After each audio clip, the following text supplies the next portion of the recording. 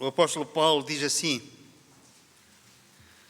pois eu assim corro, não como uma coisa incerta, assim combato, não como batendo no ar. Vamos ler outra vez.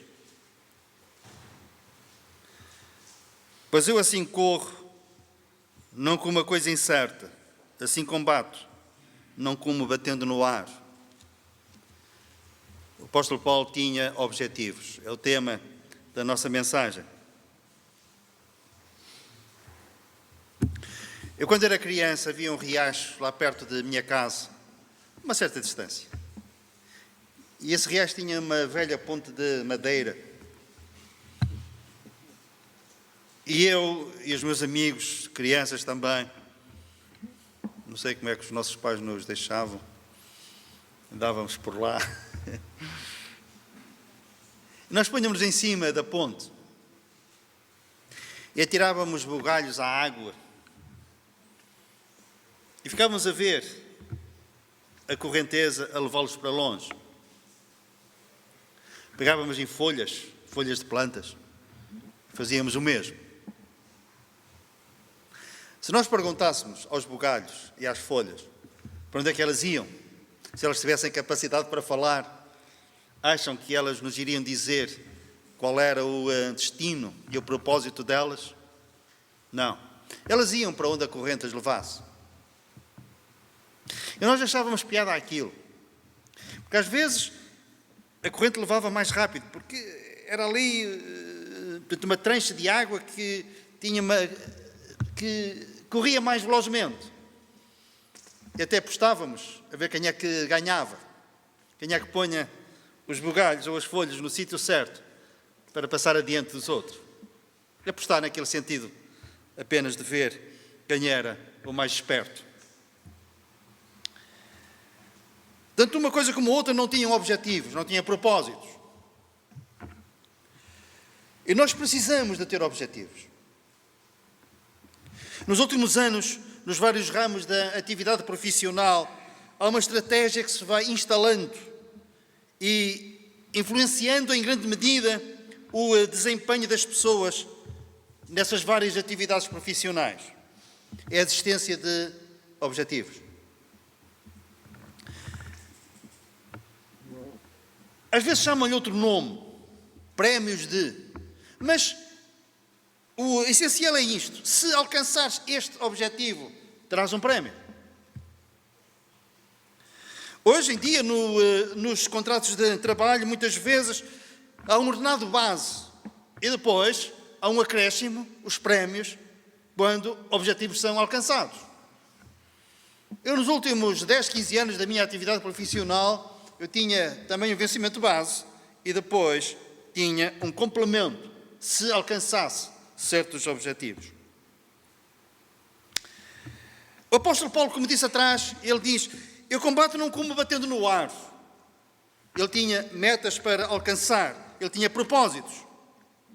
E nós, ao lermos a palavra de Deus, nós vemos que o Senhor manifesta várias vezes os seus objetivos. Nada é aleatório, nada é à sorte. Não. Deus colocou as coisas no seu devido lugar, com objetivos. Por exemplo, quando Ele criou a terra, quando Ele criou os céus, nós lemos apenas isto: no princípio criou Deus os céus e a terra. E nós avançamos e não paramos um pouco. Mas quando nós pensamos nos céus e na terra, e se nós soubermos alguma coisa de astrologia, da ciência dos astros, nós iremos ficar impressionados como as coisas estão no sítio certo e foram lá colocadas na hora certa. Isto porquê? Porque houve objetivos da parte de Deus. A distância entre a Terra e o Sol é de cerca de 150 milhões de quilómetros. Se essa proximidade tivesse mais 4% sobre esses 150 milhões de quilómetros, não haveria água no estado líquido. E automaticamente a vida na Terra seria impossível. Se estivesse mais distante, 2%, a primeira parte era mais perto. Se estivesse mais distante, 2%, A terra era completamente gelada. O frio seria insuportável para a vida humana também. Mas as coisas foram criadas com propósito, com objetivos. Assim diz o Senhor, estou a ler Isaías 45. Ele tem criado os céus, o Deus que formou a terra e a fez, Ele a estabeleceu, não a criou vazia, mas a formou para que fosse habitada. O plano e o propósito de Deus em relação à terra é múltiplo, mas havia um propósito grandioso, específico. Era para que a terra fosse habitada. Por isso, quando nós vemos fotografias da Lua, de Marte, dos outros planetas, nós facilmente nos apercebemos que não é possível viver ali. Porquê? Porque esse não foi o propósito de Deus para aqueles planetas. Mas dentro daquilo que nós sabemos, e a ciência também, só há um planeta que pode ser habitado, é a Terra. Porque Deus a criou com esse propósito. E mais ainda, quando um casal espera um filho, o que é que faz? Decora o quarto do filho, do bebê que está para chegar. Tenta embelezar, dá o toque. Às vezes até são coisas que não são necessárias, mas faz parte. Os pais têm gosto nisso, têm prazer nisso, têm o propósito de criar um ambiente acolhedor para o seu filho, que ainda nem sequer se pode pronunciar, mas já há esta preocupação. Deus também criou a terra e embelezou a terra. Os gatos são todos iguais, os cães são todos iguais. O Senhor podia criar os cães e os gatos, mas serem todos iguais uns aos outros. Há gatos pequenos, peludos, há outros, cães iguais. Há uma variedade. O Senhor podia ter criado apenas uma espécie de flores, mas não. E dentro da mesma espécie há rosas de várias tonalidades, várias cores, perfumes diferentes. Porquê? Porque o Senhor criou a terra para que ela fosse habitada. Ele preparou este quarto, até para que nós, através das coisas criadas, nós fôssemos atraídos a Ele. E Ele diz, e as coisas criadas, os céus manifestam a minha glória, o firmamento anuncia a obra das minhas mãos, tudo com o propósito de nós olharmos para cima. E para que este lugar fosse um lugar acolhedor para nós, fosse um lugar acolhedor. Eu não criei a terra vazia, eu criei para que ela fosse habitada. Os outros planetas estão vazios. Quanto muito tem ventos que se deslocam a centenas de quilómetros a hora, temperaturas altíssimas.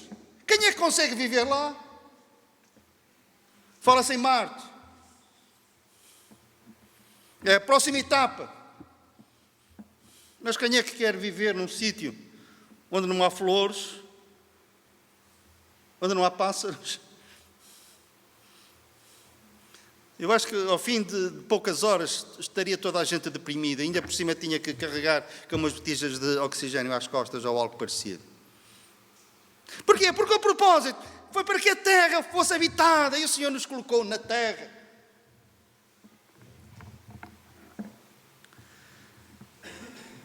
Há um propósito que desde muito cedo nós também nos apercebemos dele. O Senhor nunca é surpreendido pelas circunstâncias, pelos acontecimentos. Nós tantas e tantas vezes, um dia calmo, uma tempestade pode anunciar. Há um velho hino, cuja parte da letra é esta. Um dia calmo, uma tempestade pode anunciar. E vem uma notícia má. E acontece alguma coisa que muda a nossa estrutura, muda a nossa vida, muda o nosso futuro. Ou prende-nos ao nosso passado, alguma coisa relacionada com o tempo passado. Mas nada surpreende o Senhor, nada é aleatório, nada é à sorte, nada aconteceu fora do seu controle. A presciência de Deus, o conhecimento antecipado das coisas. E isto deve de trazer para nós um grande descanso à alma.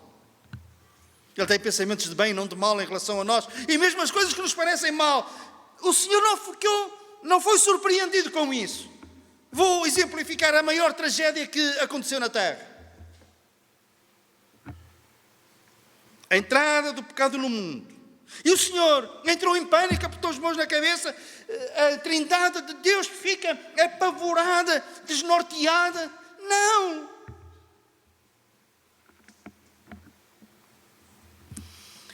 Nós lemos que Jesus era o Cordeiro morto antes da fundação do mundo. Lemos isso.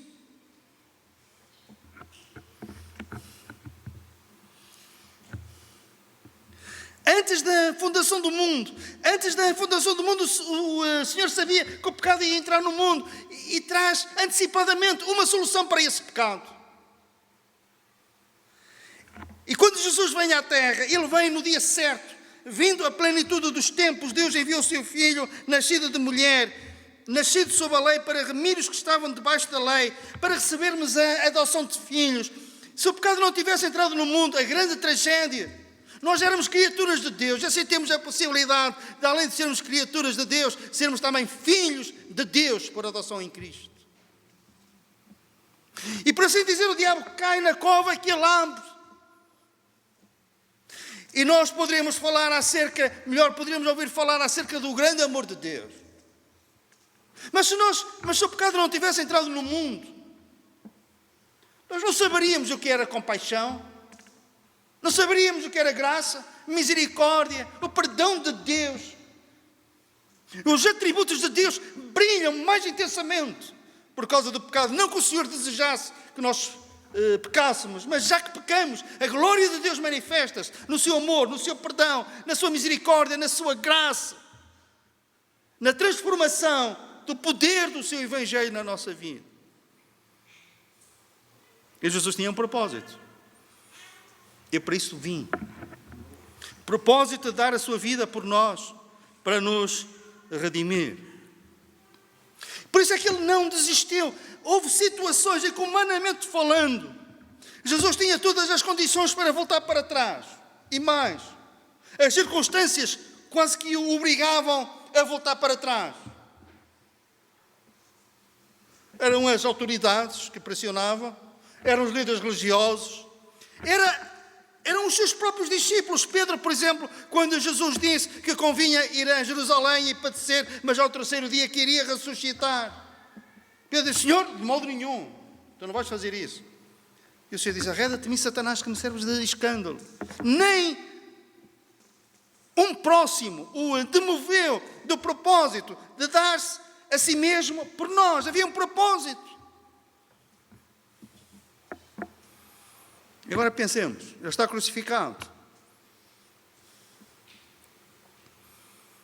A vergonha da cruz, toda aquela humilhação, a ira do Pai que cai sobre Ele, e as vozes levantavam-se umas após as outras: desce da cruz, isto é, desiste do teu propósito. Mas Jesus ficou lá até ao fim, até poder dizer: e está consumado. Amém? Amém. Você tem um propósito para a igreja que somos nós. A igreja que é formada por todos aqueles que receberam a adoção de filhos, aqueles que passaram pela experiência do novo nascimento, da conversão, de receber Jesus como seu Salvador. A igreja hoje está no processo de formação. À medida que as pessoas se vão convertendo, vão sendo acrescentadas a esta igreja. Tornam-se membros do corpo de Cristo, que é a sua igreja. Mas sabem o que é que o Senhor vê quando olha para a sua igreja hoje? Uma igreja incompleta ainda? Faltando membros? Já agora, às vezes as pessoas dizem, eu compreendo porque é que o dizem, dizem que há uma guerra aqui, há uma guerra acolá, um tremor de terra e tal, e não sei o que. Dizem: Cristo está para voltar. Sim, Ele está para voltar. Mas não é um tremor de terra, um terremoto, melhor direi, que vai fazer voltar. Sabe o que é que vai fazer voltar Jesus? Quando a última pessoa se converter e essa pessoa salva for colocada no corpo de Cristo, e o corpo de Cristo está completo com todos os seus membros, Cristo virá ousar buscar a sua igreja. E isso pode ser quando? Hoje, antes deste culto acabar. Por isso é que nós dizemos que acreditamos na vinda iminente do Senhor Jesus. É a vinda iminente. Pode ser de um momento para o outro.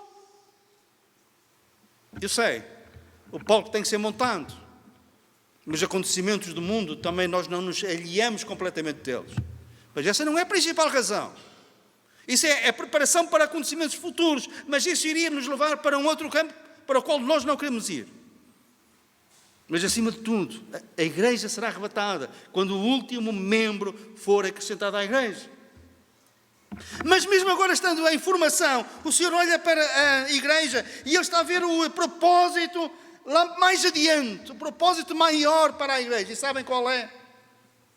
É apresentar a si mesma a igreja gloriosa, sem mácula, ruga ou coisa semelhante, mas santa e irrepreensível. O mundo olha para a igreja com tanto desprezo, subestimando a sua importância. Noutros lugares, perseguindo, prendendo, matando o povo de Deus. Mas será de admiração grande, uma estupefação, quando eles virem a igreja no lugar, cumprindo o propósito para o qual Jesus está a formar e vai concluir esta obra. E Ele que começa a boa obra, Ele vai terminá-la. E nós estaremos lá, e nós faremos parte desta igreja gloriosa, sem mácula, ruga ou coisa semelhante. É a vitória do Senhor Jesus, é o propósito cumprido. Amém. Propósito para a igreja. Mas o Senhor também tem propósitos em relação a nós. E eu queria estabelecer um paralelismo entre a chamada dos primeiros discípulos e aquilo que o Senhor faz hoje em relação a nós. Como é que tudo isto começou? Jesus, quando começa o seu ministério, Ele chamou homens, pescadores, outros cobrador de impostos, outros fazendo outras coisas. E Ele disse poucas coisas. Ele convidou-os dizendo: segue-me. Agora, o que é que levou, por exemplo, Pedro e André, pescadores, a consertar as redes, a deixarem as redes e seguirem Jesus? Vocês já pensaram nisso? O Senhor disse a Pedro: segue-me e eu farei de vós pescador de homens. Mas o Senhor cai ali. Ele caminha junto à praia para fazer este convite e eles deixam e seguem Jesus. Nós perguntamos: tão fácil assim? O que é que eles viram em Jesus?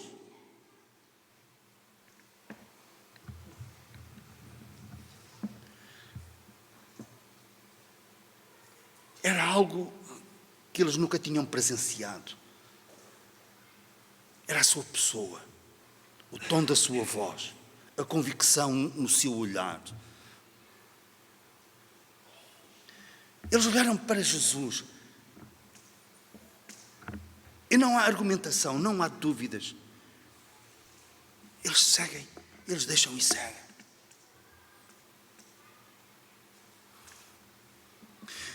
Conforme nós consideramos na ceia do Senhor, olhando nós para Ele, não víamos beleza alguma para que o desejássemos. Mas Jesus, com certeza, que Ele tinha algo tão especial, tão particular, tão santo, que até os demónios a uma certa distância, e eles manifestavam-se e diziam, falando verdade, poucas vezes fizeram, mas na presença do Senhor Jesus, eles disseram: tu és o Santo de Deus. Era a santidade que emanava da sua pessoa. Os seus gestos, a doçura da sua palavra, a firmeza na sua voz. Eles tornaram-se seguidores. E sabem, estes homens eram um grande desafio para Jesus. Um dia perguntaram a Miguel Ângelo, que era um grande escultor, um bloco de mármore: o que é que vês ali? As pessoas viam o quê? Um bloco de mármore. E ele disse: eu vejo uma estátua. Quem sabe de David, estátua que ele fez mais tarde. Vamos a uma floresta e se nós perguntarmos: o que é que vês? Árvores. Mas um bom carpinteiro olha para aquela floresta e o que é que ele vê? ele vê cadeiras, ele vê móveis. E Jesus olhou para aqueles homens. Pensa-se que Pedro era analfabeto, não sei se era ou não. Mas nós sabemos coisas acerca dele. Era irritadiço, precipitado nas suas palavras. Tomé era desconfiado. Tiago e João, irmãos, tinham ambições egoístas. Um queria ficar do lado direito e do lado esquerdo no reino. Tomé, estamos conversados. Incrédulo. Filipe, por exemplo, ele tinha visto tantos milagres. Quando está ali uma multidão de pessoas que já há 3 dias que estavam a seguir Jesus, ele disse, eles não têm pão. E Jesus disse, dá-lhes vós de comer. Eles, onde é que vão buscar 200 denários? O dia de trabalho era pago em 1 denário, 200 denários. E mesmo se nós tivéssemos esse dinheiro, que não temos, e se nós tivéssemos onde comprar pão, cabia só um pedacinho, um pedaço de pão para cada um. Como é que um pedaço de pão mata a fome a esta gente? Eles tinham presenciado tanta coisa. Eu estive a ver o que é que tinha acontecido antes, os milagres que tinham acontecido antes. Jesus tinha acalmado a tempestade onde eles estavam. Tinha curado a sogra de Pedro, tinha curado leprosos, paralíticos, o servo do centurião. Tantas coisas tinham acontecido. Eram de dura cerviz, lentos na aprendizagem. Mas o Senhor sabia que o Evangelho não somente salva, mas o Evangelho também transforma. E se nós salvos não fomos transformados, alguma coisa precisa ser revista. A nossa linguagem tem que ser mudada. As nossas prioridades serem diferentes. Os nossos objetivos. Lembra-se do bugalho a ser levado pela correnteza da água? Não.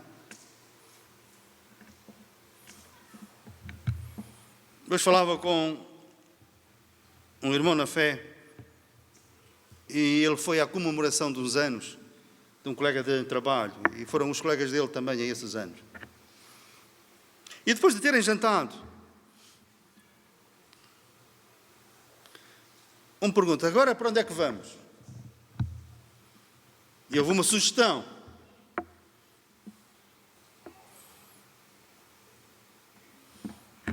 Quando são apenas homens, há sugestões pouco lícitas. E ele disse logo, eu vou para casa. Vocês podem ir todos, mas eu não vou. Sabe o que é que aconteceu? Respeitaram-no e disseram, vamos então tomar ali um café e vamos todos juntos.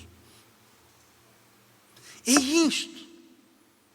Preservar a nossa identidade, assumirmos quem somos, não nos envergonharmos deste Evangelho. E depois fizeram-lhe perguntas e ele falou acerca deste Evangelho que salva e deste Evangelho que transforma. E estes seguidores transformaram-se em discípulos. Discípulo significa aquele que aprende. E Jesus começou a ensinar-lhes coisas. Mas não somente um conhecimento na mente, era algo que o Senhor queria, era alcançar o íntimo deles, o caráter e mudá-lo.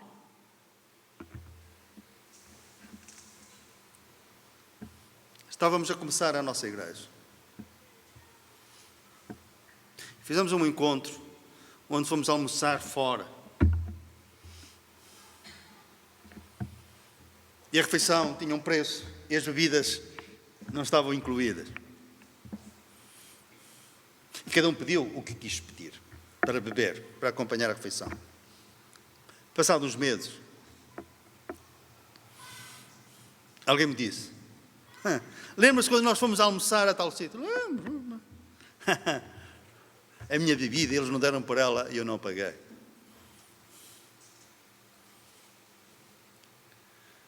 Eu ali disse, mas devias de ter pago. Ainda vejo tempo de ir lá. Doutor, não pense nisso. Nunca mais esqueci isto. Por isso não fiquei surpreendido quando ao fim de algum tempo ele voltou para trás. Tinha alguns conhecimentos aqui, sim, mas faltava a mudança aqui, no coração. Aprendei de mim que sou manso e humilde de coração, encontrareis descanso para as vossas almas. Tomai sobre vós o meu jugo. O meu fardo é leve. E o Senhor começou a lapidar aqueles homens. Não somente com as suas palavras, com a sua mensagem, com o seu ensino, mas com o seu exemplo de vida.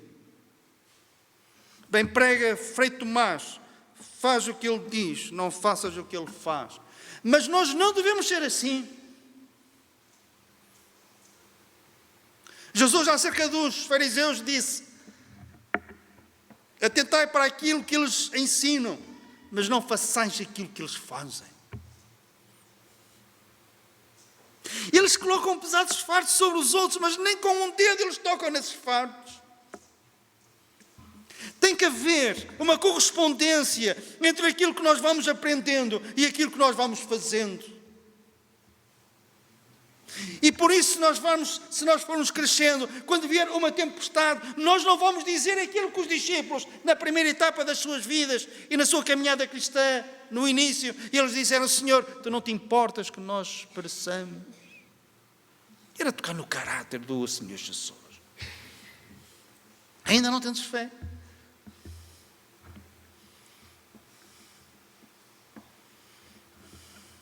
E Jesus fazia-lhes perguntas, apontava caminhos, equipou-os e capacitou-os. Quem dizem os homens que eu sou? E vós, quem dizeis que eu sou? Você queria ouvir da boca deles. E depois ensinava-lhes coisas em privado, que não falava em público. Então, os seguidores transformaram-se em discípulos, aquilo que aprende. E depois ele pega nos seus discípulos e escolhe 12 para que fossem apóstolos. E nós lemos em Marcos, para que estivessem com ele e os enviasse. Ai daquele que é enviado, ou que se envia a si mesmo, sem primeiramente ter estado com Jesus, aprendendo. Amém?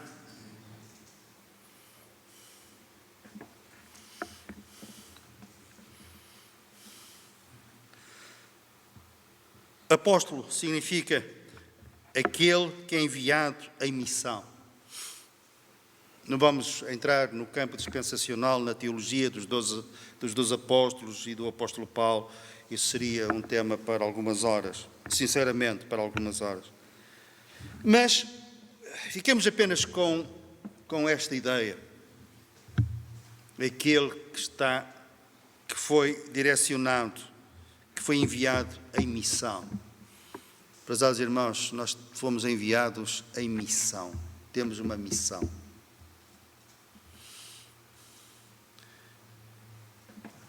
Qual é? O Senhor, Ele capacita aqueles que querem enviar. E há uma passagem na Bíblia que eu gostaria de partilhar convosco. Como é que eu me preparo para a missão que o Senhor tem para mim? Primeiramente, para que estivessem com Ele e depois fossem enviados, certo? Preparação. Como é que se dá essa preparação? A preparação tem 2 níveis. Um é o nível pessoal, em que eu tenho que procurar conhecer mais a palavra de Deus, desenvolver o dom que o Senhor me deu. Hoje temos muitas ferramentas. A internet, o Google, é um mundo inteiro de informação. Há um perigo. Sabem qual é? É nós assimilarmos tudo aquilo que nós vemos e ouvimos. E não temos a capacidade para distinguir.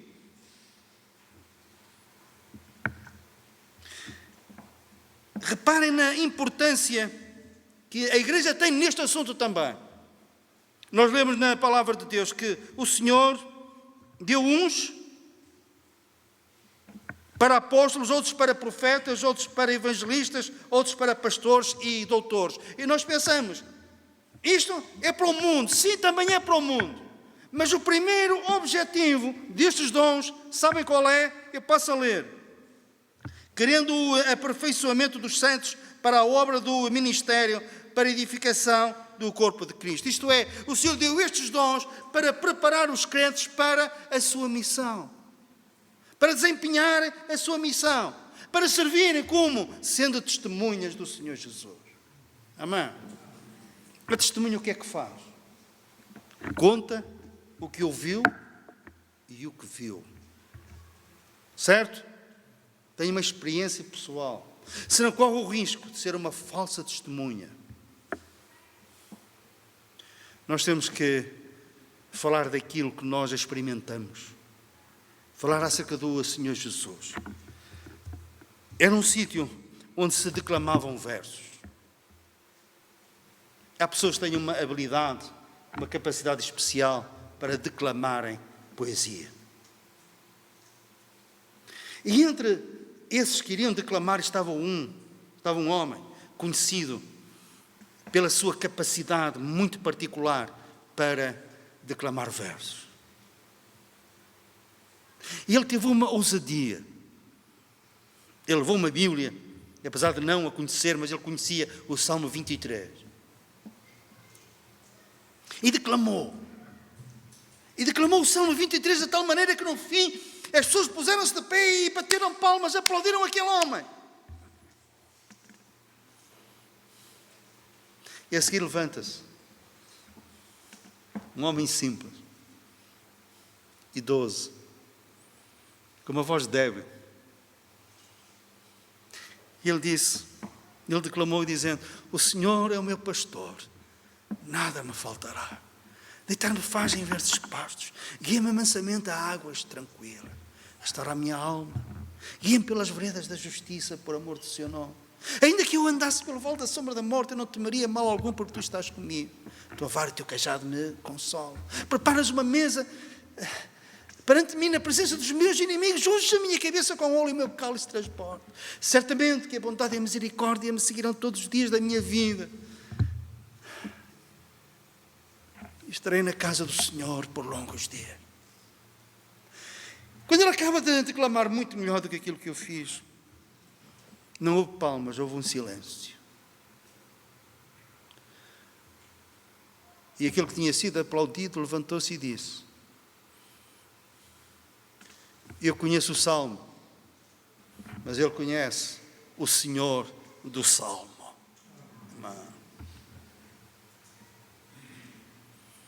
Ele conhece o Senhor do Salmo.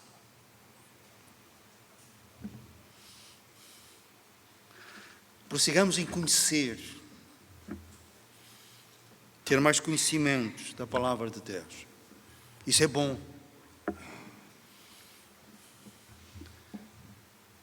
Mas a necessidade maior é conhecer o Senhor. Porque o objetivo maior do Senhor Jesus, sabem qual era? E ainda é. E com este pensamento finalizamos. É a última noite que Jesus está com os seus discípulos. E naquela última noite aconteceram muitas coisas. Houve uma ceia e as ceias prolongam-se. E começou provavelmente no fim da tarde e prolongou-se noite dentro. Penso que por volta da meia-noite Jesus deixou o sítio onde se comemorou a ceia e foi para o Getsemane. E então durante cerca de 6 horas o Senhor falou sobre muitas coisas e aconteceram muitas coisas. Nomeadamente, quando o Senhor pôs um avental à sua frente e pôs a lavar os pés, a meio da ceia. Ele fez uma coisa que os escravos faziam no princípio da ceia. Ou então as mulheres. Era uma sociedade patriarcal. Lavavam os pés dos homens. Só lá estavam homens. Não estavam escravos, não estavam mulheres.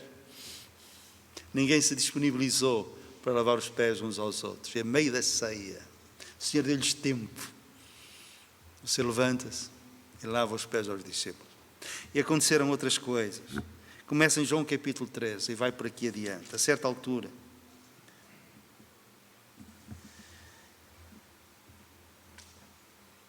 Jesus diz em João 15:15, já vos não chamarei servos, porque o servo não sabe o que faz o seu Senhor, mas tenho-vos chamado amigos. Tenho-vos chamado amigos. Se me perguntam qual é o maior propósito do Senhor para nós, é ser seguidor? Sim.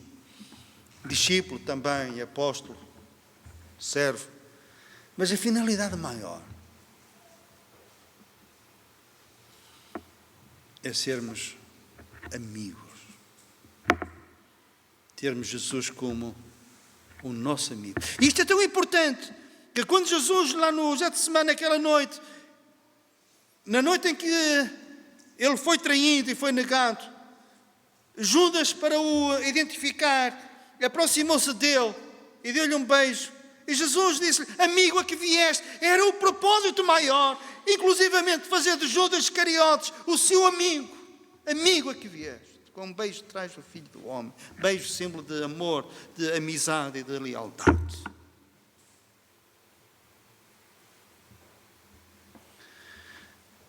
Um dos privilégios maiores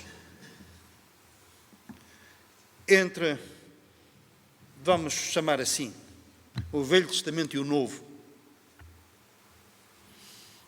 É uma maneira muito simplista de nós falarmos. Nós no Velho Testamento temos duas pessoas que foram considerados amigos de Deus.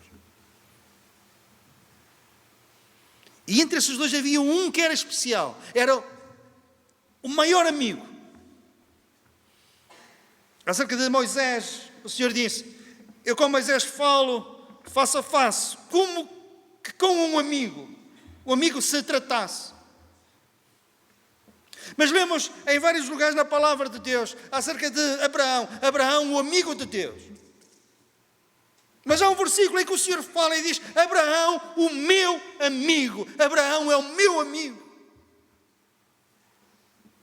E ninguém mais tem este privilégio nas páginas do Velho Testamento, que eu saiba. E agora, Senhor, a propósito de cada um de nós, que se disponibiliza a segui-lo, a aprender dele, ele olha para nós e tem um propósito. Diz: eu quero fazer dele meu amigo.